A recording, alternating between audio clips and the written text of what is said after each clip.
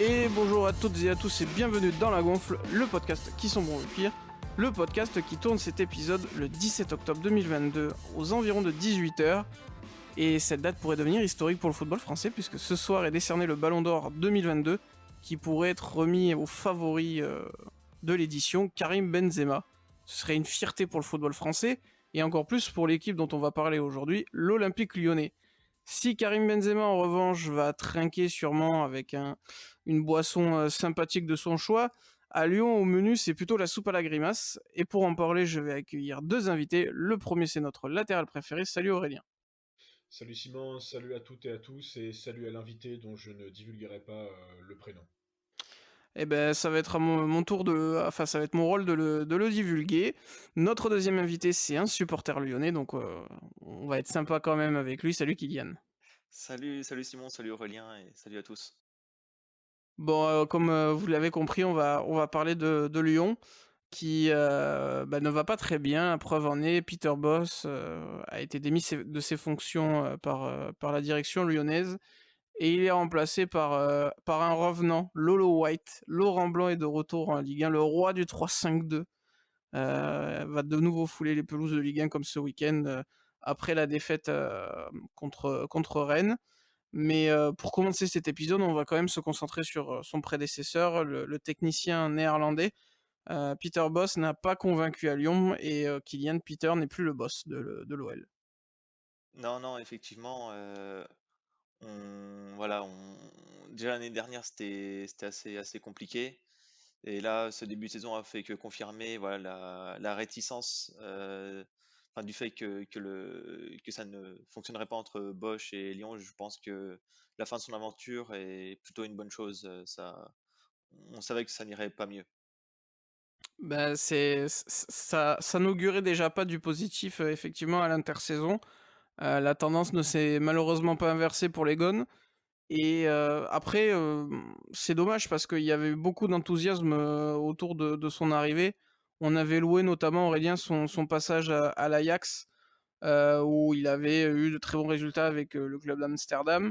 Malheureusement, on n'a plus eu le Peter Bosz qui avait fait un camouflet au Borussia Dortmund et qui avait été moyen plus avec le Bayer Leverkusen si je ne m'abuse. Et ça se finit voilà précipitamment au bout enfin durant la deuxième saison. Non, pour continuer un peu sur les jeux de mots, c'est bien, c'est beau, mais c'est pas boss. Bon, c'est tout ce que j'avais en stock, hein, je suis Mais elle est belle. malheureusement... Merci Simon. Désolé. C'est vrai que finalement, qu'est-ce qu'on retient de Peter Bosz, c'est qu'il a été en finale de l'Europa League avec l'Ajax d'Amsterdam, mais depuis, on va dire que même dans un championnat réputé pour être ultra offensif comme la Bundesliga, là, ça n'a pas pris. Les principes de jeu n'ont pas pris non plus, et on va essayer de détailler en long, en large et peut-être en travers ce qui n'a pas fonctionné, mais avec Peter Bosch, je pense qu'on aussi bien toi comme Kylian comme moi-même, en fait, on reste beaucoup sur notre faim, alors que on n'attendait pas le retour du Grand Lyon parce qu'on n'est pas supporter de Lyon, sauf sûrement Kylian, mais on attendait au moins un Lyon plus brillant. Et moi, ça fait heureusement que j'attends assis parce que sinon, je pense que je serais fatigué à rester debout. Parce que qui Bah ne saute pas n'est pas lyonnais, mais quand même, hein. bah, c'est vrai que il y avait eu le choix avait un peu de panache déjà d'aller chercher Boss. On sait que Lyon c'est pas le club qui faisait les choix très folkloriques ou risqués. On prenait souvent on va dire on faisait des choix sécuritaires. Là, c'était pas le cas.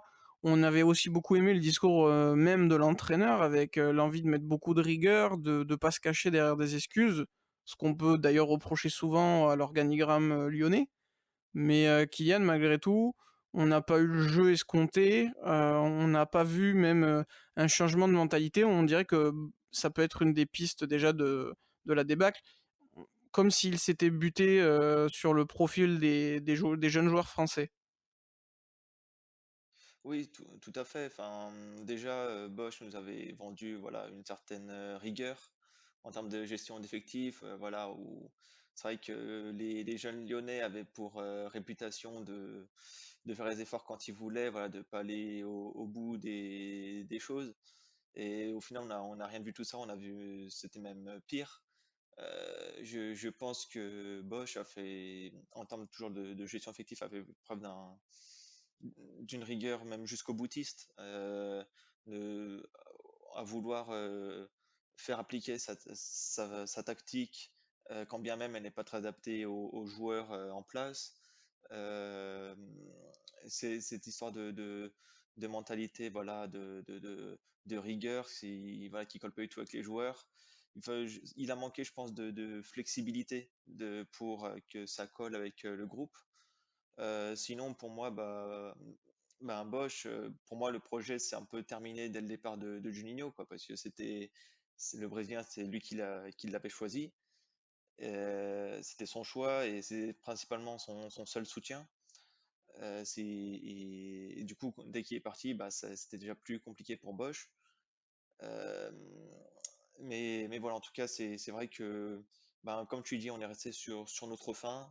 On attendait bien mieux et on a été relativement très très déçus. C'est vrai que Aurélien Boss aurait pu mettre un peu de l'eau dans son vin et aussi pour pas ne jeter la pierre que sur le technicien néerlandais, il aurait pu aussi avoir un effectif qui lui correspondait mieux, que ce soit techniquement, tactiquement ou aussi dans la mentalité. Bah, en fait, oui, c'est plutôt ça. Je pense hein, qu'on va en revenir sur la gestion de Vincent Ponceau, d'ailleurs, dont le portrait a été dressé par SoFoot dernièrement. Euh, Tu sens qu'il a été victime aussi d'une rivalité en interne que alors qu'il avait quand même des joueurs à sa disposition plutôt sympathiques. Je pense à Bruno Guimaraes, à Lucas Paqueta. Même là, je trouve Tété, je trouve qu'il est plutôt, enfin, je le trouve super intéressant. C'est vraiment eu du bon feeling d'aller chercher ce joueur qui, qui a malheureusement pouvait plus jouer à cause de la guerre en Ukraine. Euh, mais bon, enfin voilà, quand tu vois ce que Guimarães arrive à faire à Newcastle, Newcastle qui fait d'ailleurs un bon début de saison, on C'est parlera vrai. tout après Graham Potter, je trouve que Eddie Howe fait partie de ces grands coachs anglais en puissance.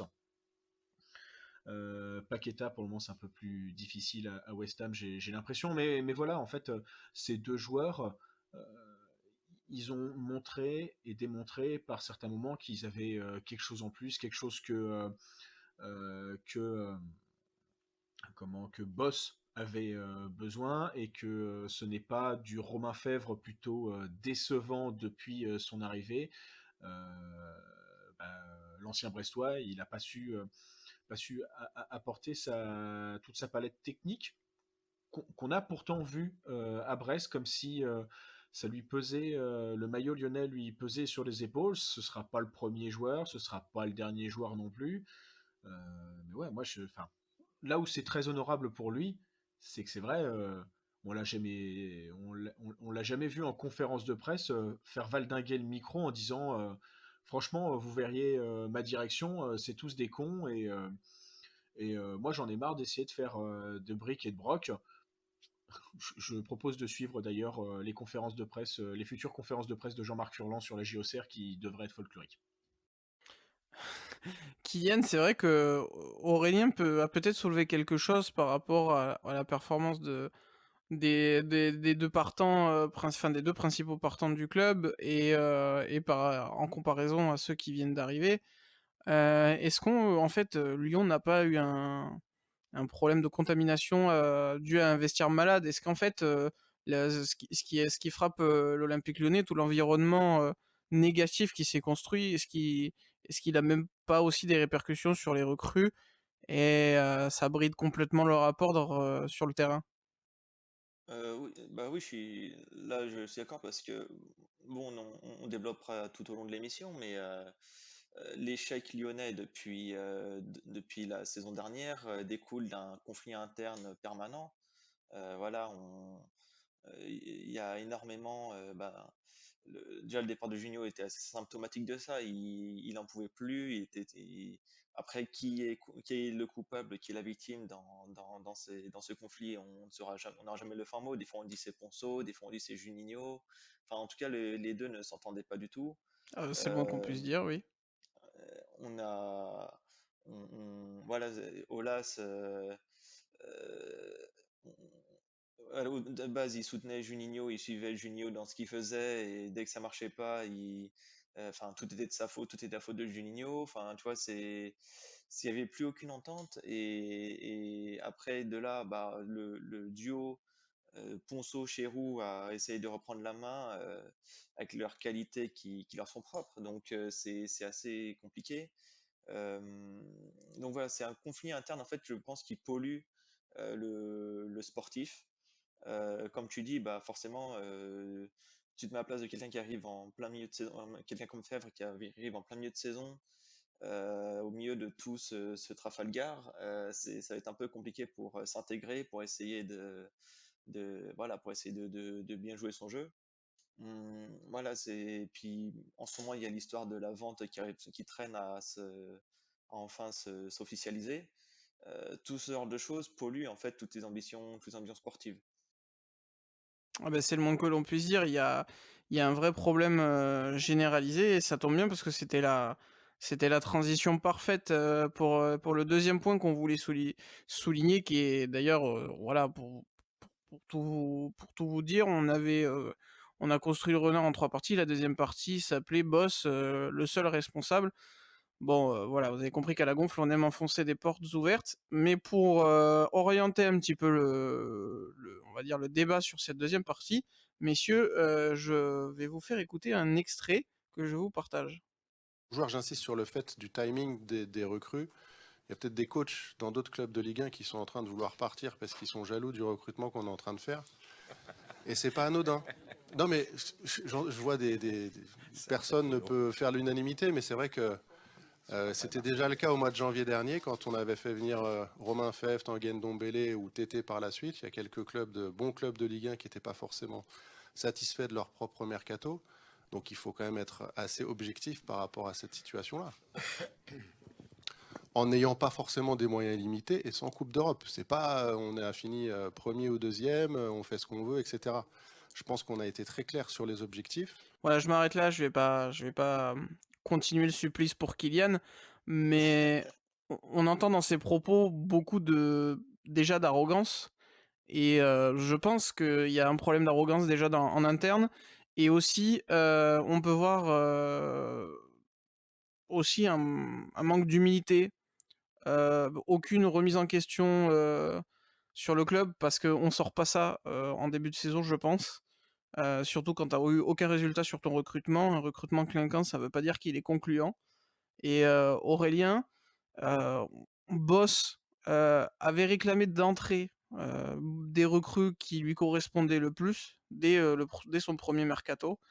Ça n'est jamais vraiment arrivé ou c'est arrivé très tard. Forcément un entraîneur qui n'a pas le matériel qu'il est capable d'utiliser, il peut pas te construire, quelque chose de propre.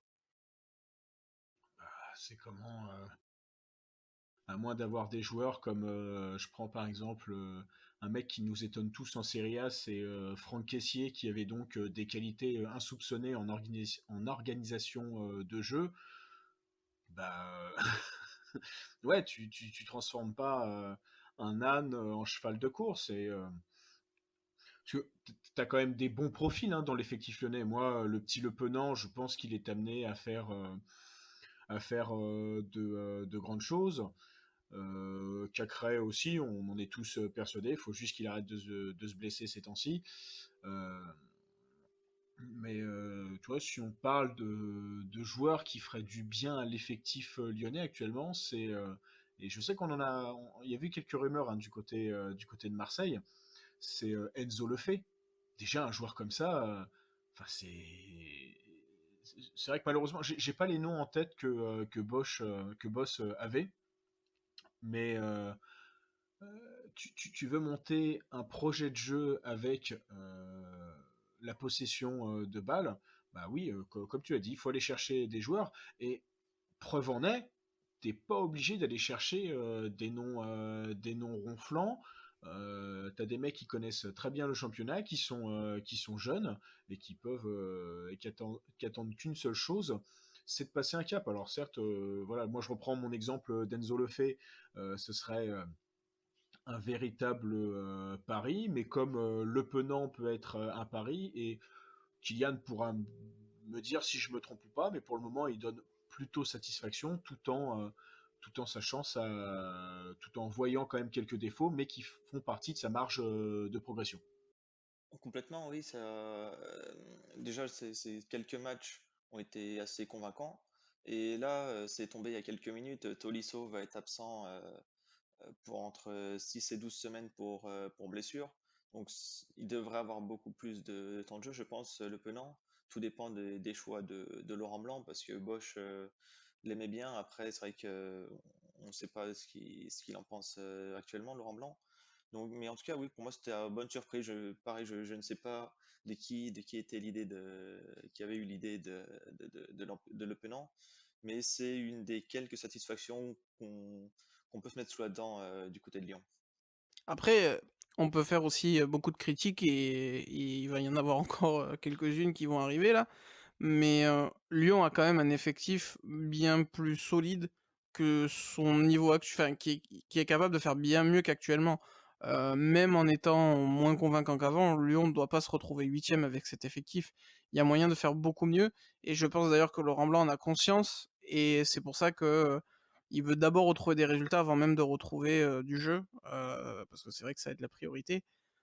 Néanmoins, il y a aussi peut-être, messieurs, on va rentrer dans le vif, du problème, je pense, lyonnais.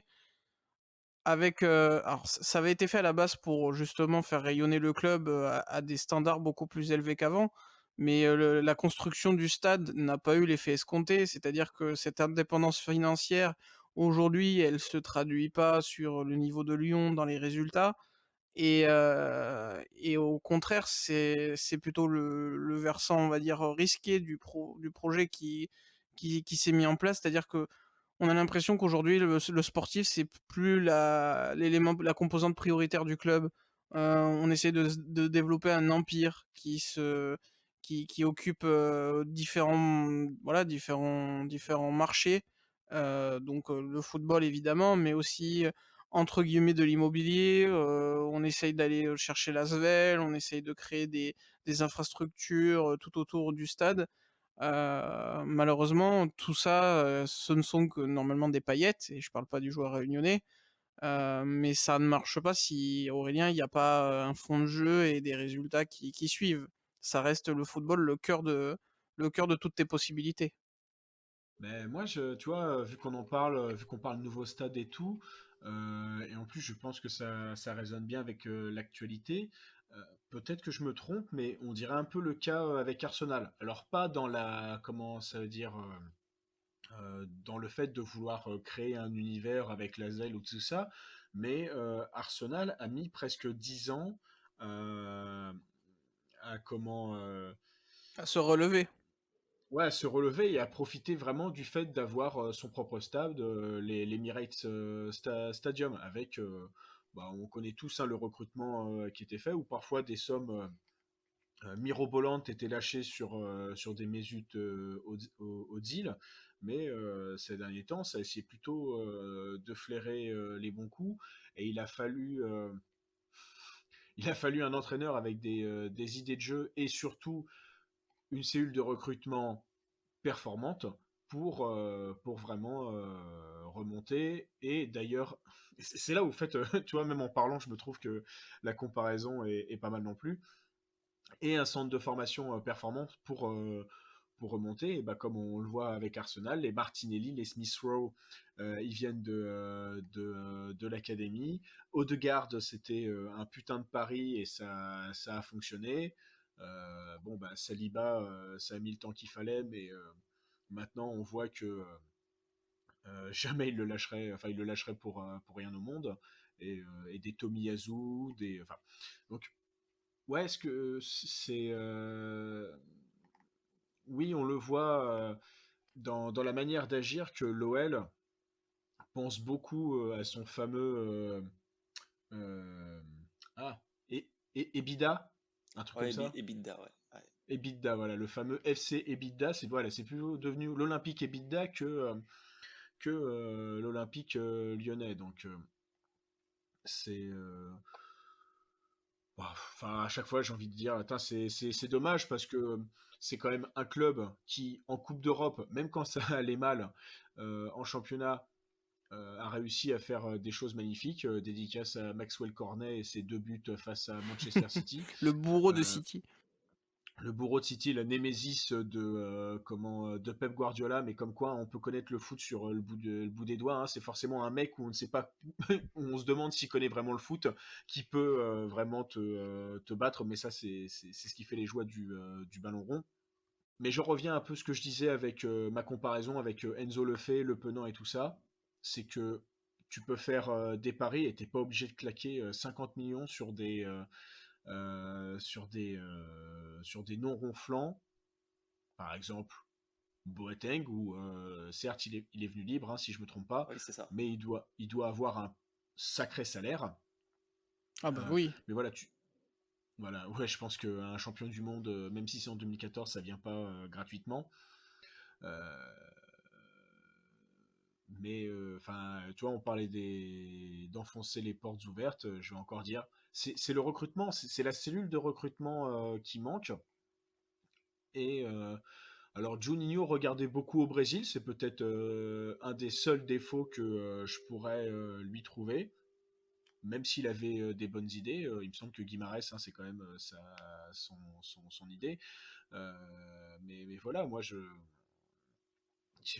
j'aurais aimé voir la cellule de recrutement de Lens avec Florian Gilsoffi à Lyon.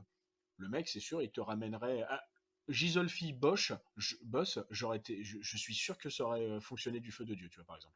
Ah ben, alors déjà pour te donner la précision, c'est 350 000 euros mensuels, Jérôme Boateng, ce qui est quand même fourchette haute pour le championnat de France.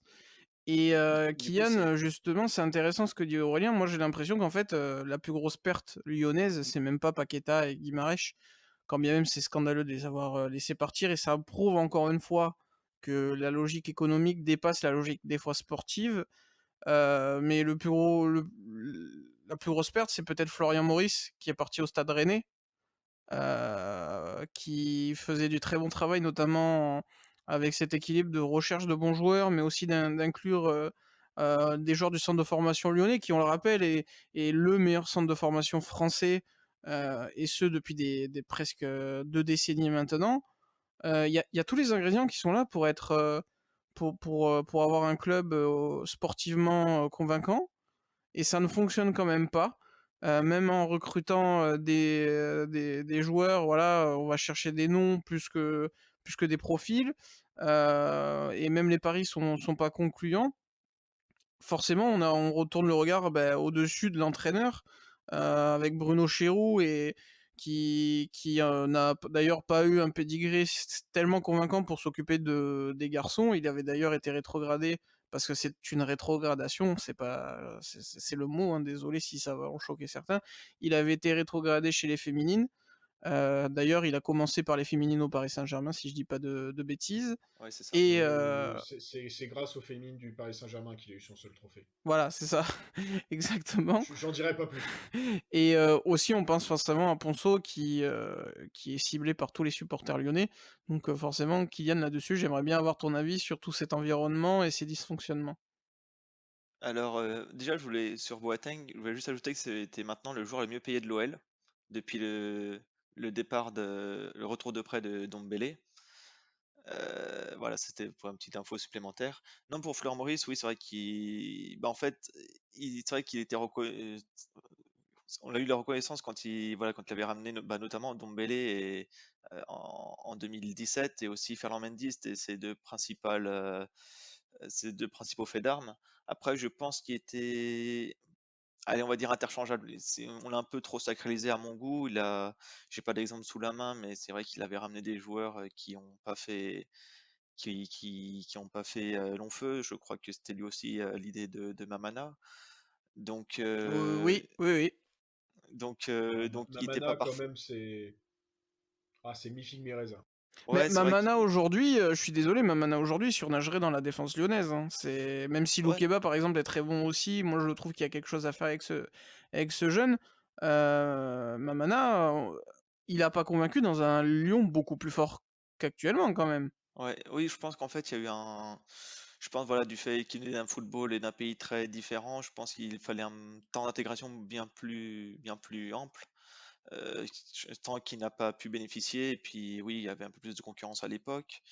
Et oui, donc voilà, donc tout ça pour dire que voilà, faut quand même relativiser sur le travail de Florent Maurice. Je pense qu'il était interchangeable, mais le problème, c'est qu'il était remplacé par bien moins compétent, ce qui fait que c'est comme avec Genesio en fait, comme il a été remplacé par des gens bien moins efficaces, on pense qu'il a été les gens qui vont se relativiser comme quoi il a été fantastique. Non, non, il était bon sans plus, mais voilà, je pense que voilà, le problème c'est que la cellule de recrutement a fait des frais d'une direction sportive calamiteuse. Vous parliez du développement économique au détriment du sportif. Voilà, dernièrement, l'autre fois je vous avais parlé du City Surf Park. Voilà, des fausses vagues pour surfer dessus là, qui y aurait autour du stade de l'OL. Là en ce moment, il prépare l'arrivée d'un McDonald's, voilà, proche du Waouh! stade. Donc voilà, voilà pour vous dire C'est- c'est- ça va très bien avec les clowns qu'il y a sur la pelouse. voilà, exact. Exactement. Franchement, je peux pas contredire en ce moment. C'est difficile de dire le contraire. Mais c'est pour vous dire, voilà, les projets sur lesquels bosse l'OL en ce moment, c'est du développement business autour du stade, du fameux OL Valley, plus que du sportif. Donc voilà, ça passe notamment par un affaiblissement de la cellule de recrutement. Voilà, donc déjà chez Roux, qui est un directeur sportif, voilà, qui a son niveau, Il qui, était mieux à Bein, quoi. voilà, exactement. Comment dire, par exemple, c'était Bosch a dû vraiment insister pour qu'il fasse le mouvement pour Tagliafico et Tété.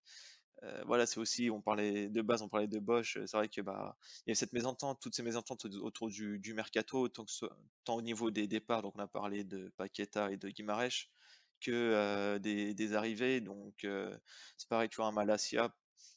Pareil, on n'aura jamais le fin mot de l'histoire si c'est le joueur qui a un peu utilisé le club enfin du moins son agent qui a utilisé le club pour faire monter les enchères auprès des clubs anglais.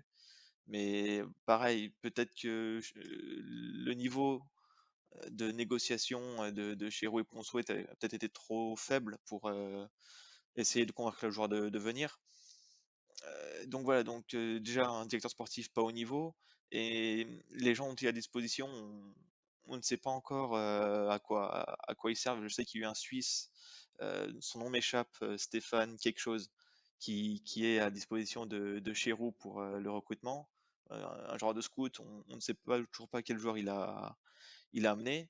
Et aussi il y avait Alain Cavella qui avait intégré la cellule de recrutement, mais pareil, on n'a aucune trace de son travail. Donc à partir de là, quand c'est l'entraîneur qui doit se débrouiller pour trouver des recrues, voilà, c'est un peu catastrophique. Vous prenez l'exemple d'Arsenal. Voilà, dès qu'ils ont pris la conscience de l'importance d'une bonne suite de recrutement, ça allait tout de suite mieux. Là, à Lyon, bon, moi, ce qui me rassure, c'est qu'on sort toujours des bons joueurs du centre de recrutement. Là, prochainement, il y a le petit Mohamed El Arouche qui a signé pro. Normalement, il devrait évoluer en pro prochainement. Donc, c'est intéressant de l'avoir signé. Un peu C'était, comme Da Silva. voilà, et Da Silva, bon, il y a ça coince avec lui. Je crois qu'il avait même envisagé d'arrêter le foot ou, enfin, du moins de quitter l'OL. Parce que, du coup, pour le coup, Ouais, il avait c'est fait un bon prêt à Villefranche, hein. effectivement, et c'est vrai, pour le coup, Bah c'est mieux que avec Damien déjà. Oui, c'est vrai que c'est pour ça que quand Aurélien a dit Da Silva, surtout vu le match d'hier, je me suis dit, oula, qu'est-ce qu'il dit? Mais c'est vrai que oui, Florent Da Silva est très attendu aussi. Là, on voit que Gusto est en train de confirmer, donc Loukeba aussi, même si son match d'hier n'était pas super, mais voilà, on a des confirmations comme centre de formation, ce qui fait que bah, je me dis, il y a encore de l'espoir, il y a encore quelque chose à Lyon. On travaille la filière des jeunes, ça bosse encore, il y a encore de la qualité. Et tant qu'il y a ça, pour moi, faut surtout pas que Lyon perde ça, parce que c'est la dernière chose qui fait sa spécificité en France. Donc voilà, au moins ça, on garde ça. Bah, j'ai même envie de te dire que Lyon arrive à former une équipe par moment et avoir des bons joueurs, mais notamment avec le centre de formation. Mais il faut voir aussi et c'est pour ça que je parlais de Ponceau et surtout de Chirou, c'est tu passes pas mal de joueurs en pro et tu leur as pas fait confiance. Enfin, Amine Gouiri, notamment, n'a jamais vraiment pu s'exprimer à Lyon. Buteur hier. Et ben hier, hier, il y a que des buteurs lyonnais. Terrier, Gouiri, Ouais. plus Lacazette. Lyon, littéralement, les choix de Lyon hier lui ont coûté la victoire. Parce que si tu les gardais dans ton équipe, ils t'auraient pas mis les buts. Alors ça aurait pu être d'autres. Mais déjà, un Lyon qui aurait gardé Terrier, qui aurait gardé Gouiri, sur le terrain, ça vaut déjà autre chose. Alors Clairement. Tarier, possible, hein, c'est vrai que je sais qu'il y avait des bons matchs à Lyon. Je crois que c'était son profil qui n'était pas vraiment adapté au schéma de l'époque. Gouiri, par contre, c'est vraiment c'est le passage de Garcia, entre guillemets. Enfin, tout a coïncidé. Toutes les grosses pertes de jeunes dernièrement ont coïncidé avec le mandat de Garcia. Donc je ne sais pas si ça faute ou pas, euh, du moins en partie. Mais c'est vrai que Gouiri fait partie de cette grosse suite de talents entre 2019 et 2020. Donc tu avais Gouiri, tu avais Kalulu, t'avais Barre, il y en a un dernier qui me manque. C'est, c'est, voilà, Ah, c'était des attends, pertes. si, Miziane Maolida. Ouais. Alors là, lui, Qui a, pourtant, qui a- qui a- je qui a sais pas ce été qu'il moins devient. exceptionnel quand même. Ouais. Ouais, c'est Il y le a eu seul William où je ne Goebbels sais. aussi, non? Oui. Oui, Pareil, on sait pas trop ce qu'il devient. Je crois qu'il est encore à il est Monaco. encore. J'ai vu, il est dans l'effectif de Monaco d'ailleurs. Il songe à rejoindre l'armée. Elle est Ouais, horrible. ouais. Désolé. Ça m'énerve qu'il perce pas quand même parce que. Mais oui, parce qu'en plus à Lyon, il y a pas un Adolphe actuellement, un jeune? Oui, attends. Non, J'ai ou plus le nom Reich? exact. J'ai plus Reich le nom serait chaud exact. quand même. Attends, faut le retrouver. Je vais vous le dire après. Ah, ça serait Dès exceptionnel. que dès que j'en parle, dès que ce sera à moi de parler, comment on recherchera le nom de cet illustre jeune de centre de formation. Mais Aurélien, d'ailleurs, on parle là de jeunes, on rigole, mais c'est vrai que par contre, Kylian soulève quelque chose. Autant Florian Maurice, il peut être regretté, et plus que Kylian peut bien le penser, à mon avis. Après, t'as le souvenir de ratés, mais bon, des ratés, tout le monde en fait. Mais Ah oui, complètement. oui, non, mais voilà, ça arrive, mais il avait fait du bon travail. Bah, après, il faut quand même reconnaître que le problème de Lyon, et c'est pour ça aussi cette deuxième partie, pour dédouaner un petit peu Boss sur certains aspects, c'est que les problèmes ont commencé avant son arrivée, déjà avec Rudy Garcia, mais même avant, il y a toujours eu un problème à Lyon. Et par contre, Boss, en aucun cas, n'a été le profil qu'il fallait visiblement pour les résoudre, notamment par exemple le choix des matchs. On voit encore Lyon choisir ses matchs, preuve en est, et tu me diras ce que t'en penses, mais ils vont en demi-finale d'Europa League, et ils font huitième de Ligue 1. Preuve, tu fais demi-finale d'Europa League, même si c'est pas la Ligue des Champions, c'est que t'as quand même un certain niveau, surtout avec ce système où les troisièmes de Champions League sont reversés, et si tu fais ça, tu peux faire mieux que huitième. Et ça, en fait, ce choix des matchs, c'est depuis le début de la dernière décennie chez Lyon. Il va falloir à un moment que ça s'arrête, non? Oui, mais Alors, ça, je mettrais plus sur les joueurs en fait, où les mecs, dès qu'ils entendent la Coupe d'Europe, bah ils sont plus chauds, oui, parce que c'est toujours bon. Enfin, en plus la demi-finale d'Europa League, c'est que tu joues des gros adversaires. T'as envie de te mettre en valeur. Tu vois, je déconnais tout à l'heure avec mon ami ivoirien Maxwell Cornet. Mais en fait, Maxwell Cornet, il reste dans les têtes de tout le monde parce que il a ruiné Manchester City. Il a ruiné Pep Guardiola plusieurs fois, alors qu'on sait très bien que le coach espagnol, c'est un fou du foot, un fou de la tactique, et que depuis qu'il est parti de Barcelone, il n'arrive pas à regagner la Champions League et que ça l'obnubile et qu'il dépense 300 millions presque à chaque mercato. Ok, j'exagère parce que je crois que les deux derniers, ça a été. Bon, il y a quand même 80 millions pour Haaland. Mais ouais, donc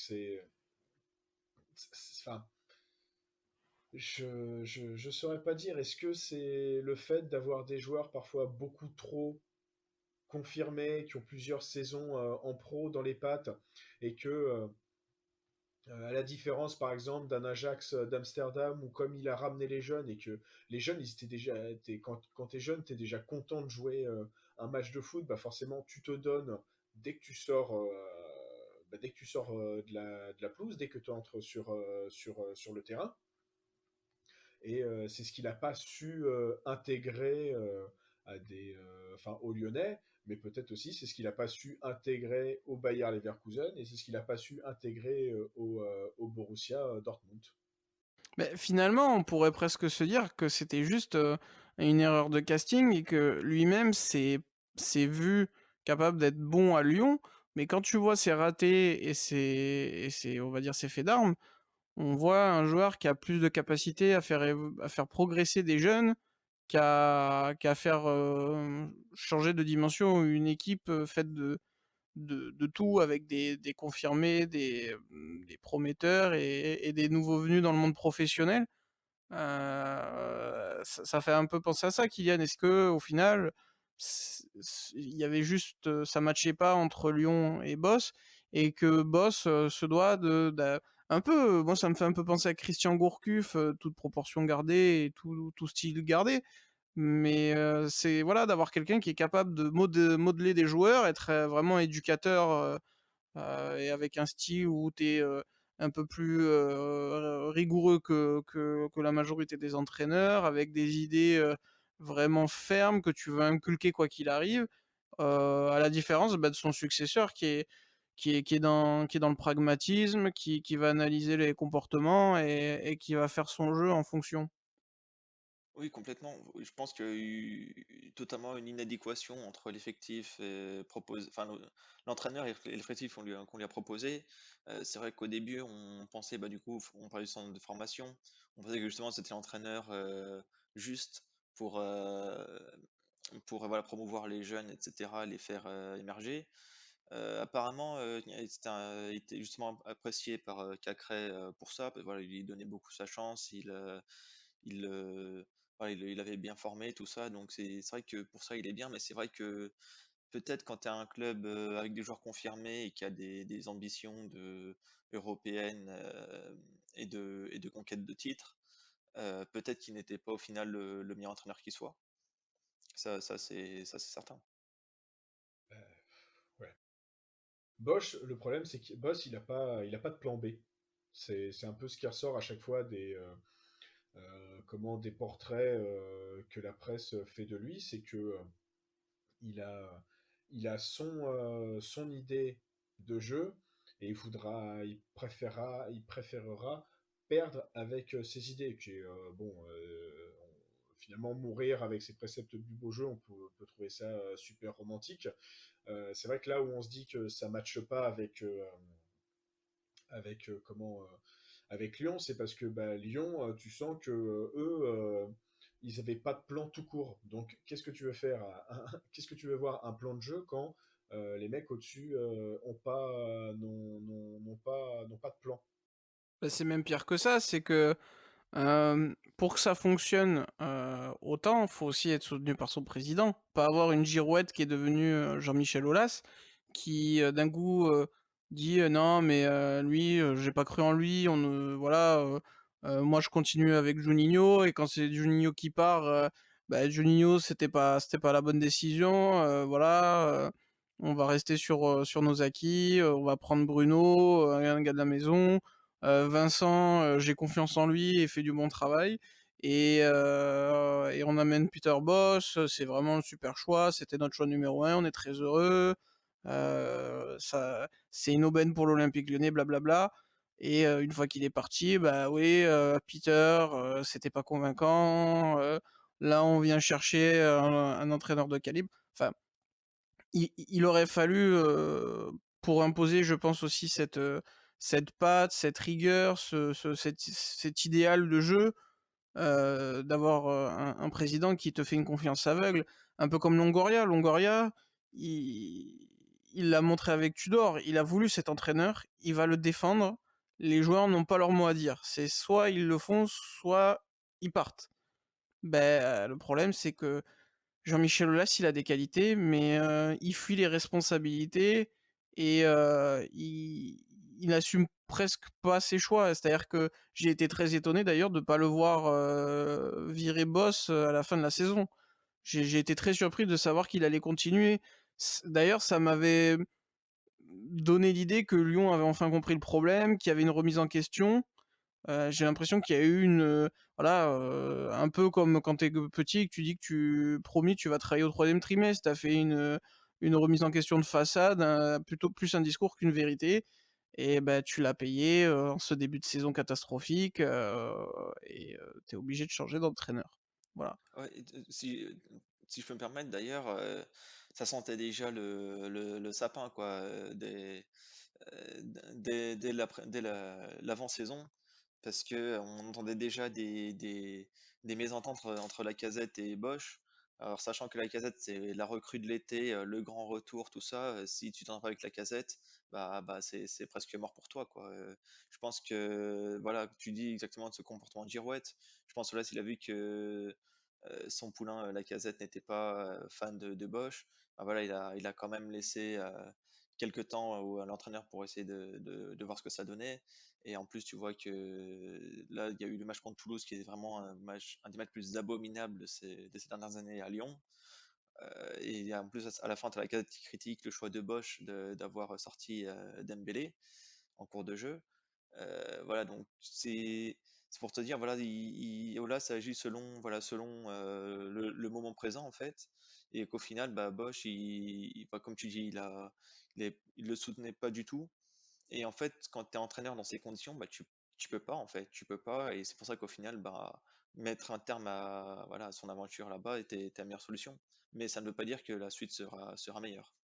Ben, la suite, en tout cas, ce sera avec Laurent Blanc, le champion du monde 98, fait son grand retour des années après bah, son renvoi du Paris Saint-Germain. Il avait 15 eu millions d'euros. C'est vrai. Très Ah non, cher mais même. faut le préciser quand même. Voilà, un joli pactole. Et il avait eu des occasions de reprendre du service. Il ne les avait pas saisies. Il a même dit regretter. On sent qu'il est très heureux de revenir sur un banc en France. Il a annoncé, il sera pragmatique, il aime le beau jeu, mais il aime surtout les 3 points. Aurélien, qu'est-ce que peut et qu'est-ce que doit faire Laurent Blanc avec son effectif? Et surtout, est-ce l'homme de la situation? Bah, je vais commencer par répondre à la deuxième question, parce que la première question, je pense qu'il va falloir que je réfléchisse un peu plus dessus. La deuxième question, c'était quoi la deuxième question? Ça y est, même moi, je Alors, on reprend. Déjà, Est-ce que c'est l'homme de la situation? Et bah, je voulais savoir si, en gros, ce que je voulais savoir, c'est si Laurent Blanc allait, voilà, on a un monsieur qui arrive et qui nous dit que le beau jeu, c'est pas forcément assuré. On va aller chercher les 3 points. Qu'est-ce qu'il doit faire? Qu'est-ce qu'il peut faire? Et est-ce que c'est l'homme de la situation? ah voilà, non mais c'est ça. Donc oui. Alors est-ce que c'est l'homme de la situation? Je dirais que malheureusement, c'est peut-être le nom le plus ronflant que peut attirer Lyon quand on regarde les entraîneurs libres actuels. Euh, Parce qu'en plus, il parle français. Et ça on l'oublie un peu que Peter Bosz, du fait d'avoir passé 3 ans à Toulon, ben, ça lui donnait cette capacité à parler super bien français. Et je pense que c'est ce qui lui a donné plus ou moins le poste. Oui, complètement. Il y a- ça a dû jouer Mm. dans tous les cas, Parce mine de que, rien. parce que sinon, il y avait De Zerbi qui était vraiment dans la shortlist et ce critère du savoir parler français était Voilà. obligatoire pour eux là, ça a donné le job à Bosch à l'époque. Ce qui est une bêtise Ouais. parce qu'on sait à quel point apprendre le français pour un Italien et inversement apprendre l'italien pour un Français est simple. Ouais, Donc, quand tu vois comment Garcia il se débrouille bien en français, hein. Ah non, en italien, je veux dire. Ouais. bah, il a eu une professeure assez sympathique aussi, faut le dire. Oui, il me semble que la présentatrice, elle était jolie. Euh, mais et voilà, est-ce que c'est l'homme de la situation? Euh, Il n'y a pas beaucoup d'autres noms, mais lui aussi, oui, il est revanchard. Surtout que quand il est allé au Royaume-Uni, moi je suis complètement dingue. Au Royaume d'Arabie Saoudite, il s'est quand même bien raté dans les largeurs. Sachant qu'il avait un effectif pas dégueu, il faudrait le ressortir. Je sais qu'il y avait au moins Rames Rodriguez, Tout à fait. euh, même si apparemment, enfin, ses plus beaux gestes techniques, c'est le sauvetage d'un joueur durant un match, ce qui est très bien. Euh, D'ailleurs, c'est pour ça que Simon Kjær était dans la liste du Ballon d'Or l'année dernière. Euh, mais on en attendait plus de Rames Rodriguez qui est vraiment entré en pré-retraite, quoi. Euh, Qu'est-ce qu'il doit faire? Alors, c'est s'adapter à son effectif. C'est vrai que j'ai pas souvenir de son Bordeaux. C'est là où ça pourrait être intéressant. Est-ce qu'il a fait venir vraiment des mecs dont il avait besoin, hormis peut-être Gourcuff, tiens, d'ailleurs. Bah, il me semble, hein. Il Euh, me semble, ouais. ouais, parce que sinon, tout le sérail bordelais, c'était celui qui était là avant. Je pense à Fernando Meneganzano, un truc comme ça. Menegazzo. Euh, Menegazzo, Wendel, Alou Diarra. Il y avait déjà un grand Cédric Carasso dans les buts. Et c'est vrai Yaroplasine, que voilà, non? oui, je crois qu'il était là au moins pour assurer un peu le côté super sub. Et un grand Marwan Chamakh. Tiens, c'est vrai qu'on n'y pense pas, mais Marwan Chamakh était dans la forme de sa vie à l'époque. Ouais, il me semble que Donc, Gourcuff c'était son idéal blanc qu'ils ouais. ont ramené du Milan. Oui, il Donc me semble finalement, aussi, oui. qu'est-ce qu'on pourrait dire en analysant un peu cela? C'est que, bah, en fait, peut-être voir le mercato hivernal, est-ce qu'il n'y a pas un ou deux joueurs avec un profil un peu à la Gourcuff qui va se ramener en se disant, bon, bah tiens, en fait, ok, Blanc a un peu de pouvoir pour amener le joueur dont il a besoin, pas pour je pense pas qu'il se dit tiens, je vais aller directement me qualifier pour la Ligue des Champions, mais ne serait-ce revenir au moins à la sixième place pour jouer une coupe d'Europe. Et quand on voit de l'autre côté des Alpes comment ça a été important pour la S Roma de réussir en C4, ça pourrait ramener ce même émerveillement à Lyon à partir des phases éliminatoires. Euh, et ce qu'il doit faire, c'est son 3-5-2, c'était pas si dégueulasse que ça, hein, finalement. Ah, Qu'est-ce que t'en bah, penses, Kylian? il pourrait marcher à Lyon, hein. Il pourrait marcher à Lyon. Et Aurélien, je rajoute que s'il y a un joueur qui était venu sous le mandat Laurent Blanc et qui est parti une fois la fin quasiment du mandat Laurent Blanc, c'est Oh, Souley je crois Diawara. savoir. Ah ben, Souley Diawara. Ah, je sais pas. Oui, mais en plus, oui, j'ai dit Alou Diarra. Non, mais c'était Diawara auquel je pensais. Donc c'était quand même une bonne pioche. Il y avait Euh, Diego Placente aussi, non? Oula, là, tu prends des références sombres. Mais bon, après, attention, hein. Là, c'est vrai que pour le coup, là, on en rigole, mais Laurent Blanc sait choisir de bons joueurs. Et d'ailleurs, j'ai aucun doute sur ses capacités de manager. Par contre, j'ai plus de doutes sur ses capacités on va dire, de préparation, d'organisation de tout ce travail. Et d'ailleurs, on sait très bien que Laurent Blanc euh, était connu pour avoir un très bon adjoint, Jean-Louis Gasset, qui ne vient pas à Lyon. Par contre, dans le staff, on peut d'ailleurs souligner l'arrivée de Franck Passy et de Ludo Giuli. Ce qui Julie, est... c'était avant, hein. Il était déjà là, il est arrivé cet été, je crois. Eh ben, tu sais quoi, j'en avais même pas eu écho. Je Ouais, c'est l'apprends maintenant, preuve que il a pas fait forcément de vagues, et que ça n'a pas été brillant non plus, qu'il a pas été mis en avant par si, son enfin, il y entraîneur avait ou une les joueurs. petite com, voilà, comme c'est le retour, voilà, du jeune Lyonnais dans cette ère.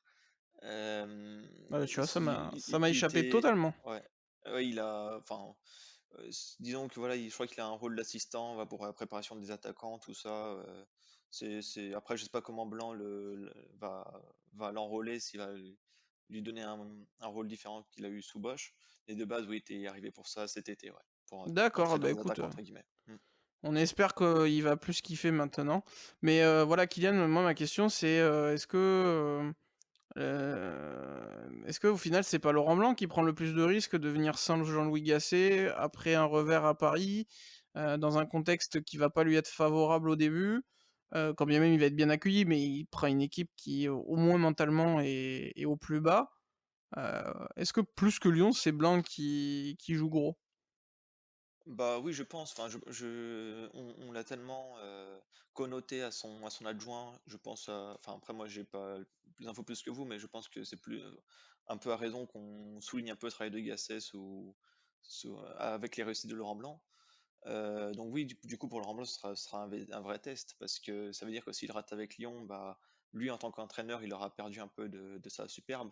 Donc, s'il pensait continuer ensuite à entraîner après Lyon, en tout cas, du coup, voilà, ça lui fera un gros test, en tout cas, en solo, on va dire, même s'il a ses assistants. Sans Gasset, on va voir ce qu'il vaut vraiment. Après, vous parliez de Gourcuff, hein, du joueur qui leur a révélé à la Gourcuff. Sans parler de recrutement, on peut voir qu'il est déjà, hier, il a d'emblée mis Aouar titulaire alors qu'il a été placardé par Bosch depuis le début de saison parce que, avec ses éternels vrais faux départs programmés de Aouar, Bosch, il voulait des gens qui soient pleinement consacrés à l'équipe. C'est pour ça qu'il a mis Aouar de côté, aussi les Boateng, tout ça. Donc là, Blanc l'a vite tout de suite mis titulaire et hier contre Rennes, il a été pas si mauvais. On a vu du bon Aouar et on verra si il continue comme ça durant la saison. Mais avec on sait que Aouar est un joueur de qualité, donc si Blanc arrive à le remettre d'aplomb sur toute la saison, ça peut donner de très bonnes choses. Aurélien, est-ce que justement de relancer la hiérarchie, de créer une émulation, c'est la clé pour le technicien de Sevenol, puisqu'il il vient d'Alès. Mais surtout, est-ce que il est capable, est-ce que ça peut suffire et d'être pragmatique comme il l'est?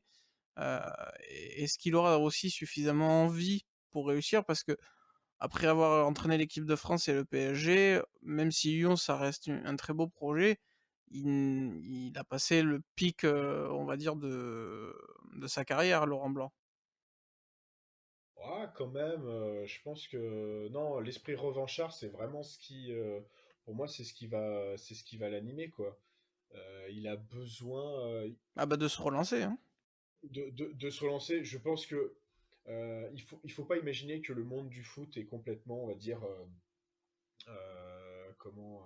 qu'ils n'entendent pas les critiques. Je pense que Blanc, il sait très bien que on l'accuse maintenant d'être plus un joueur de golf qu'un entraîneur. Tu parlais de Jean-Louis Gasset, mais en attendant, c'est vrai que Jean-Louis Gasset, quand on lui a filé les rênes de Saint-Étienne, il a réussi à sauver Saint-Étienne. Montpellier, c'était Donc pas mal aussi. Montpellier, c'était pas mal non plus. Donc euh, je pense que Laurent Blanc sait ce qu'on dit sur lui. Et pour moi, ça semble logique ça me semblerait logique qu'il le sache et qu'il ait envie de gommer cette partie-là. Alors.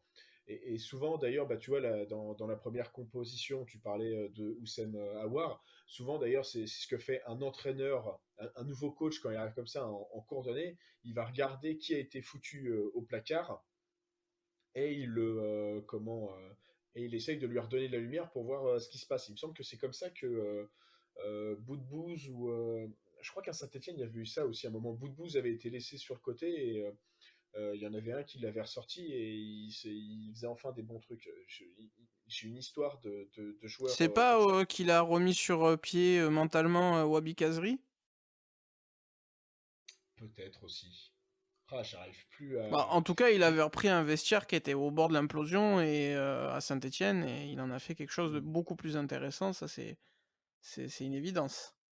Voilà, il y a toujours, en tout cas, une histoire comme ça se retrouve régulièrement. Donc, pourquoi Laurent Blanc ferait exception à la règle? Moi, je n'en vois pas.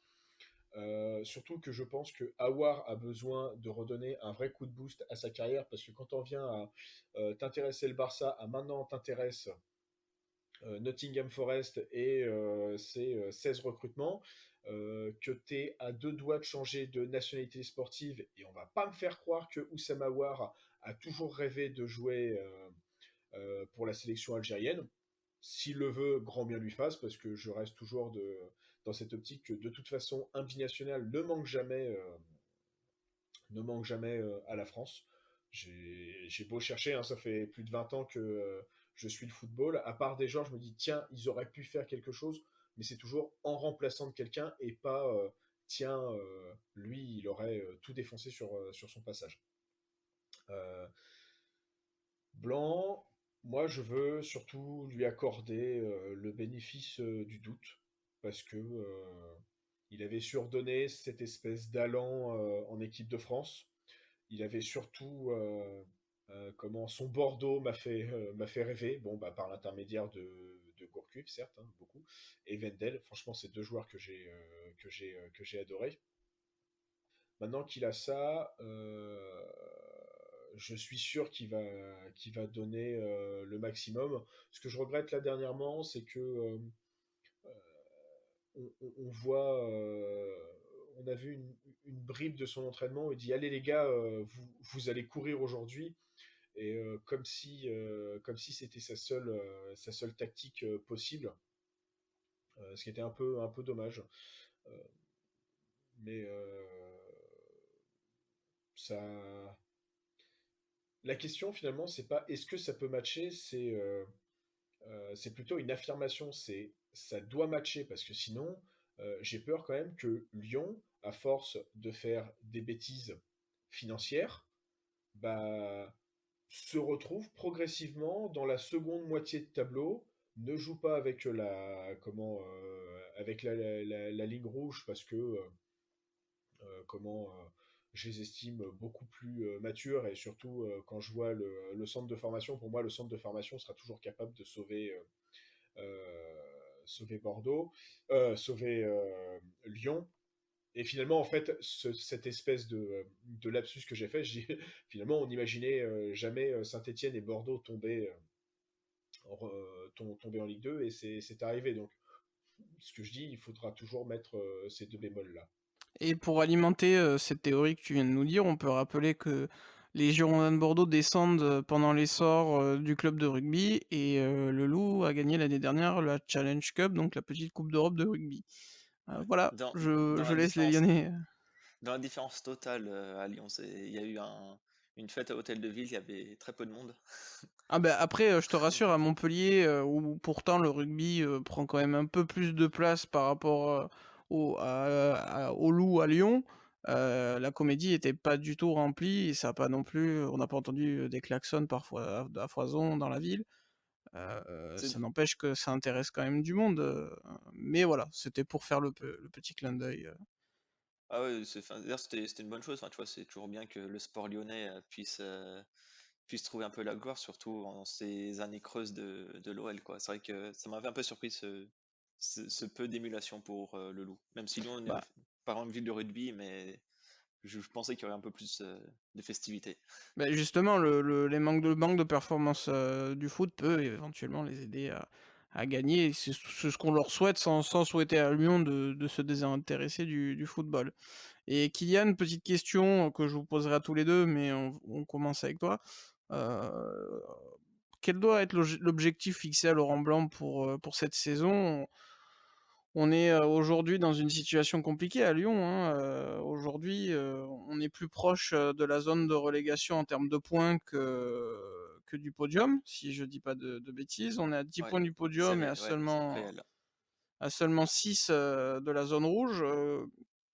Dans un premier temps, est-ce qu'il faut pas essayer d'engranger des points et s'en suffire, ou il faut quand même être un petit peu plus optimiste? Bah déjà, je pense que bah déjà pour être satisfait de l'arrivée de Blanc et pour bien jouer ce résultat, je pense qu'il faut ôter l'objectif podium. Je pense que maintenant c'est pas très réalisable. Essayer de gratter une Coupe d'Europe, je pense déjà ça permettra de même la C4, comme disait Aurélien tout à l'heure, comme quoi la C4 avait relancé l'enthousiasme autour de la Roma. Ouais, pourquoi pas essayer de viser la C4, la C3 en premier lieu. Ou une Mais coupe c'est vrai nationale, hein, d'ailleurs, que hein, qui peut te permettre d'avoir hmm, l'Europe, hein. ouais, complètement. C'est vrai que bah, ça fait très longtemps que bon déjà Lyon c'est déjà 10 ans sans trophée et c'est vrai que ça me manque aussi ce grand parcours en coupe nationale. Dernièrement, il y avait la finale en Coupe de la Ligue, la dernière édition d'ailleurs, où perdu au tir au but. Il y avait aussi bah, la fameuse demi-finale perdue en 2020 également, ou 2019, je sais plus l'année où Genesio s'est fait virer, 2019 du coup. Euh, et voilà, c'était les dernières belles prestations en coupe. Ces 2 dernières années, c'était vraiment cataclysmique, notamment l'année dernière avec l'éviction due aux bagarres de supporters au Paris FC. Donc oui, peut-être même essayer de gagner une coupe nationale, comme il n'y a pas de classement, comme c'est des matchs secs, bah, ça peut être le bon levier pour essayer de redynamiser l'équipe, le bon levier pour Laurent Blanc pour asseoir sa légitimité sur le banc de l'OL. Donc voilà, essayer d'aller loin en coupe, essayer de gratter une coupe d'Europe. Ce serait des éléments voilà, qui pourraient nous satisfaire du premier mandat de Blanc, du moins pour cette saison. Et puis déjà retrouver la victoire, parce que ça fait quand même déjà 6 matchs sans victoire d'affilée, c'était du jamais vu depuis 92. Voilà, rien que retrouver la victoire, surtout qu'en plus il y a des gros matchs qui arrivent. J'ai vu, il y a Montpellier, il y a Marseille, il y a Il y a Nice. Lille et Marseille, là, Il y les en a, 2 prochaines journées. ouais. Non, je crois que c'est Montpellier avant Lille et ensuite Marseille, il me semble que c'est ça. Donc voilà, c'est des matchs très Ah oui, oui, relevés, oui, donc oui, oui. des matchs très relevés, donc essayer de retrouver la victoire sur ces matchs, ça pourrait vraiment dynamiser l'équipe et aussi retrouver l'enthousiasme des supporters, parce que les supporters, voilà, ils sont déprimés parce que tu vois, il y avait les années d'avant où, tu vois, tu avais toujours un petit succès de l'OL ponctuellement qui faisait qu'on avait toujours foi en l'équipe. Tu vois, tu avais par exemple le Final Four, tu avais des victoires contre le PSG, tu avais des victoires dans le derby. Bon, cette année, il n'y a pas de derby. Les victoires contre Marseille aussi, c'est toujours ce genre de petites performances qui relancent un peu l'enthousiasme des supporters, qui nous font aimer les joueurs, l'équipe. Et bah, depuis l'année dernière, en fait, justement, il y a rien de tout ça. Et c'est ça qui fait que bah, on est dans une sorte de dépression en fait parce on n'a plus rien pour se satisfaire en fait de l'OL. Donc voilà, ce serait aussi de se retrouver ce genre de choses. Tu vois, du coup, il y a l'Olympico prochainement. Gagner à l'Olympico, ce serait vraiment quelque Ah chose bah, de. ça pue et j'en suis très triste, hein, ça pue à 1000 kilomètres que vous allez nous battre, nous envoyer dans la crise, parce que là, on enchaîne en plus de défaites de suite en Ligue 1. On va affronter Lens, donc une troisième est aussi envisageable. Ouais, ouais, ça sent la relance contre l'OM comme d'habitude, quoi.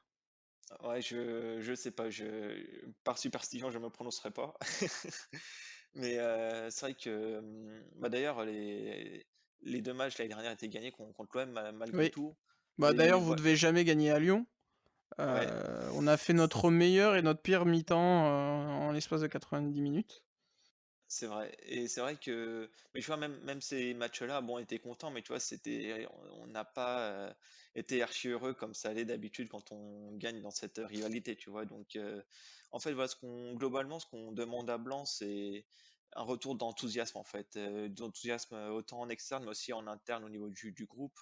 Voilà, tu vois, par exemple, moi, ce que j'avais ressenti dans la fin de l'ère de Bosch, c'est que les joueurs étaient plus là en fait. Ils en avaient plus rien à faire de son projet de jeu. Ils jouaient en marchant. Enfin, tu vois, contre Toulouse, c'était vraiment l'apothéose de tout ça, quoi. Ils marquent un but dans les toutes premières minutes. Ok, on pensait que ça allait dérouler. Euh, et en fait, finalement, non, les joueurs ils marchent, ça combine super mal. Ça court chacun de son côté. Et au final, bah, tu te prends un but, tu te prends un but mais vraiment con, qui te plonge dans une crise historique. Voilà, match nul, zéro envie de chercher le but de la victoire. Voilà, on veut sortir de ça, quoi. Aurélien, comment faire et quels objectifs fixer pour que cet Olympique Lyonnais qui ressemble un petit peu à un chat qui pleure devienne un chat qui rit? Bah, le faire revenir de Chicago. Oula, je vais pas être trop d'accord. Enfin, moi, je m'en fous, hein, je m'en fous, c'est à Lyon de faire, hein, mais Non, je mais pense pas que ce soit la bonne idée. non, c'était vraiment pour rebondir à ta blague, hein. D'ailleurs, il est bien à Chicago, hein. Oui.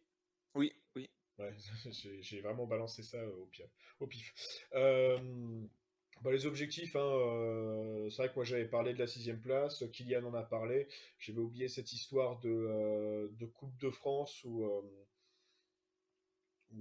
bah, c'est vrai qu'on pense toujours au PSG, hein, mine de rien. Je ne sais pas ce que Galtier a prévu pour cette année, donc ça pourrait être une coupe que lâche le PSG et le cas échéant, c'est forcément à Lyon de se positionner en tant que favori. Donc c'est ça pour moi, oui, les principaux objectifs, Kylian les a bien énoncés parce qu'on on sait l'importance de ramener un trophée et on sait l'importance de la Coupe de France en fait dans le palmarès d'un club. C'est un peu cet avantage qu'a par rapport, admettons, une Coppa Italia ou une Coppa del Rey, quand tu le gagnes, tu dis que tout le monde s'en fout.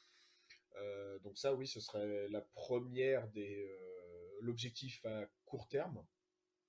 Et à long terme, alors c'est pas de retrouver le Lyon du début des années 2000 parce que je pense que celui-ci est mort et enterré du fait d'un tournant de dopage financier que n'a pas su capter Lyon, qui en plus avait commencé sa déliquescence à cause encore de montages financiers complètement foireux. Enfin, c'est pas des montages, mais c'est des transferts foireux. Je pense à Kader Keita, Michel Bastos. Je reste un peu sur ma faim quand même à Lyon, hein, même si c'est un joueur que j'ai adoré. Donc voilà. Maintenant, maintenant, que faire, que dire je vais quand même leur souhaiter de redevenir solides parce que c'est quand même une équipe qui, en Europe, nous ramenait des points et qui a rarement fait l'impasse lorsqu'elle y était. Donc, ils ont été sanctionnés de la meilleure des manières, c'est-à-dire que quand tu fais de la merde, bah, si t'as beau être demi-finaliste de Champions League ou d'Europa League, euh, quand tu joues mal en championnat, bah, après t'es pas qualifié. Mais maintenant, le jour où ils retournent en Coupe d'Europe et qu'ils arrêtent la PlayStation pour faire une dédicace à Jean-Michel Aulas, euh, bah, je serais très content de les revoir. Ouais, je pense aussi que l'objectif de Lyon, ça doit être de se contenter d'une première partie de tableau qui peut quand même promettre une Coupe d'Europe dans beaucoup de scénarios, mais aussi d'aller chercher donc ouais la Coupe nationale qui t'offrirait peut-être plus facilement d'ailleurs l'Europa League qu'en championnat puisque tu as quand même pris du retard et que c'est pas impossible aussi qu'il y ait une période de rodage avec Laurent Blanc, hein, c'est pas à exclure. Mais Lyon a la capacité de faire ouais, top 7 facilement et d'aller accrocher une Coupe d'Europe, mais il faut quand même dans un premier temps retrouver la victoire, accumuler des points avant de mettre des plans sur la comète. Et qui sait, peut-être que une finale contre Queville, 10 ans après, sera de nouveau au programme et ça fera déjà une saison avec un un peu plus de positif que l'an dernier et qu'au début de cette même saison. Donc, wait and see, on va voir ce que Lyon va donner. Effectivement, comme l'a dit Kylian, il y a Montpellier avant Lille et Marseille, mais ça fait quand même 3 matchs compliqués parce qu'il y a un match contre une équipe qui vient aussi de virer son entraîneur, Olivier Dall'Oglio, pour le prononcer à l'italienne. Lille qui commence à retrouver un peu mieux ses marques et un OM qui aura soit relevé la tête contre Lens, soit aura encore perdu à nouveau, donc qui devra absolument plus perdre de points. Ça risque de donner des matchs compliqués. On va voir ce que ça va donner. Messieurs, merci d'être venus. On a fait une bonne heure, bonne 70 minutes d'émission parce qu'il y avait quand même des choses à dire. Merci Aurélien. Moi, hein, tant qu'on parle pas des doigts d'honneur de mes coachs, hein, ça me va. Bah écoute, on n'en parlera pas, promis. Kylian, merci d'être venu, même si c'était pour du négatif encore une fois sur Lyon. Merci à toi d'avoir amené un point de vue interne, on va dire. Ah bah, toujours un plaisir. Et d'ailleurs, en petit bonus, le nom du joueur que vous cherchiez tout à l'heure, c'était Pape Fureur. Voilà, avec l'orthographe qui va bien. Magnifique, magnifique. Voilà. C'est clair. Voilà, on a fait le comparatif de Lyon avec éventuellement la Roma. Là, on pourrait faire le comparatif avec la Lazio, puisque un aïeul enfin pas un aïeul du coup, un descendant de Mussolini a intégré l'effectif laziale. C'est son arrière-petit-fils, Voilà, en la ligne boucle est directe, hein. bouclée par rapport à Rome. Messieurs, vous êtes le bienvenu dans nos prochains épisodes, hein. Il y a la Coupe du Monde qui se profile notamment, il y aura de quoi dire. Et en attendant, vous pouvez retrouver, chers auditeurs, tous les anciens épisodes, que ce soit football ou rugby. Et on revient très très vite. En attendant, faites du sport, vivez le sport, mais surtout, soyez heureux. C'est le plus important. Ciao, ciao. Salut. Ciao à tutti.